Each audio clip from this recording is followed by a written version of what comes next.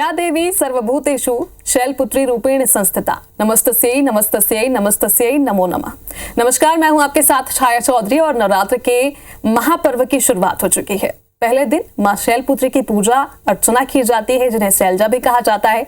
और माता की किस तरीके से आराधना करनी है, किस तरह से पूजा विधि है, ये सभी जानकारी देने के लिए हमारे साथ स्टूडियो में मौजूद हैं पंडित दत्तात्रेय होसकर जी। पंडित जी, बहुत बहुत स्वागत है आपका। जी नमस्कार। तो पंडित जी, सबसे पहले आप बता दीजिए कि माता का स्वरूप आखिर कैसा है। जी, पहले दिन की आराध्य देवी हैं माँ शैलपुत्री। माँ शैलपुत्री जो हैं हिमालय सुता है, यानी कि हिमालय को यदि पुरुष रूप में हम प्रतिपादित करें तो उनकी सुपुत्री हैं शैलपुत्री। स्वयं जो है साक्षात जो हैं हेमतुल्य हैं, यानी कि साक्षात शिलातुल्य हैं, साक्षात पार्वती हैं। जीवन की जो भी मनोकामना है उनको पूर्ण करने की का उत्तरदायित्व तो ये स्वयं लेती हैं। इसलिए प्रथम दिन इनका पूजन किया जाता है। और प्रथम दिन माँ का पूजन करने से निश्चित रूप से आने वाले जो आपके 8 दिन होंगे उसमें आप बड़ी आसानी से अन्य रूपों की पूजा कर पाते हैं।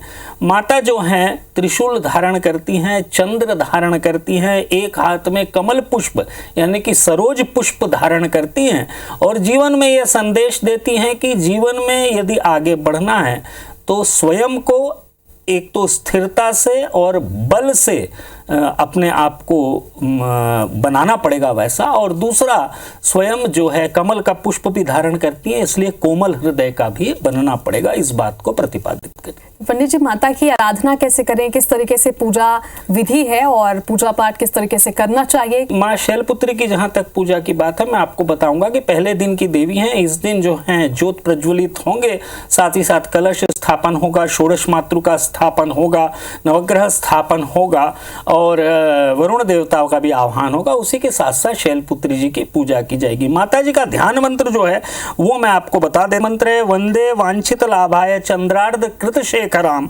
वृषारूढ़ाम शूलधराम शैलपुत्रीम यशस्विनीम। ये माता जी का मंत्र है। या फिर ओम ऐं ह्रीं क्लीं शैलपुत्री देव्यै नमो नमः, इस मंत्र का भी आप जाप कर सकते हैं। माता जी को इस दिन जो है पहले दिन जो है माता जी को आप गौ दुग्ध से बने पदार्थों का भोग लगाएं, मीठा कुछ भी भोग लगाएं। साथ ही साथ इस दिन जो है चमकीले नीले सफेद वस्त्र यदि आप धारण करेंगे तो बहुत अच्छा रहेगा। माता जी को इसी रंग की यदि चुनरी भी अर्पित करें तो बहुत अच्छा रहेगा। यदि आपकी कुंडली में किसी भी तरह से मंगल संबंधी कोई दोष है, मंगल जो है द्वादश भाव में, प्रथम भाव में, चतुर्थ भाव में, सप्तम भाव में या अष्टम भाव में उपस्थित है आपकी कुंडली में, तो यह दोष बड़ा दोष माना जाता है। तो निश्चित रूप से इसकी शांति होगी माँ शैलपुत्री की पूजा करने से। और मंगल नीच का होने से भी आपको इस दिन आराधना करने से लाभ होगा। और जहाँ तक माता जी की आराधना का प्रश्न है, तो पहले दिन यदि माता जी की आराधना आप कर लेते हैं तो ये मान के चलिए कि 9 दिन का प्रारंभ आपके लिए बड़ी अच्छे से हो गया। कहा जाता है कि नवरात्र में दुर्गा सप्तशती का पाठ करना बेहद शुभ होता है। तो अगर पहले दिन दुर्गा सप्तशती का पाठ कोई करना चाहे तो कौन से अध्याय का पाठ करना उचित होगा? जी देखिए, वैसे तो सभी ये चाहते हैं कि पूरे के पूरे दुर्गा सप्तशती का पाठ करें, लेकिन ये संभव नहीं हो पाता है समयाभाव के कारण।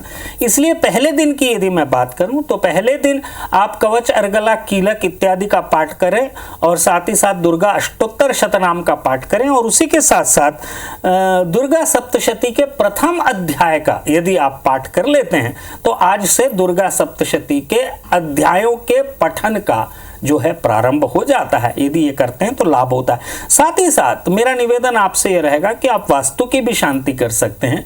यदि घर में कोई वास्तु दोष आपके घर में नजर आ रहा है, खासकर पूर्वी किनारे का, पूर्व में यदि कटा हुआ है या पूर्व में अशुद्धियां हैं, तो एक मंत्र है ह्रीं मामेंद्री देव्यै नमः।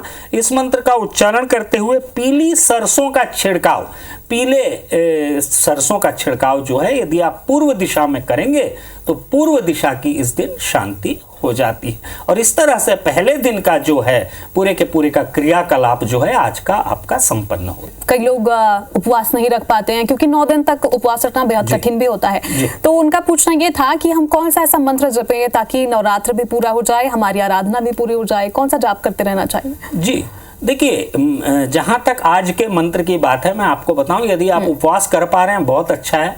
जैसा कि आपने कहा कि उपवास करना सभी के लिए संभव नहीं होता है, तो आज के दिन का एक मंत्र है, ऐं ह्रीं क्लीं हिमाचल सुतानाथ संस्तुते देवी परमेश्वरी देव्यै नमः। इस मंत्र का यदि आप जाप कर लेते हैं पहले दिन, तो आप मान के चलिए कि जीवन में जो भी मनोवांछित आपकी कामनाएं हैं वो पूर्ण हो जाएंगी और जीवन में सफलता का मार्ग प्रशस्त होगा। और माता की आराधना के साथ ही आप सभी को बहुत बहुत एक बार फिर से नवरात्र की ढेरों शुभकामनाएं। हमें दीजिए इजाजत। नमस्कार।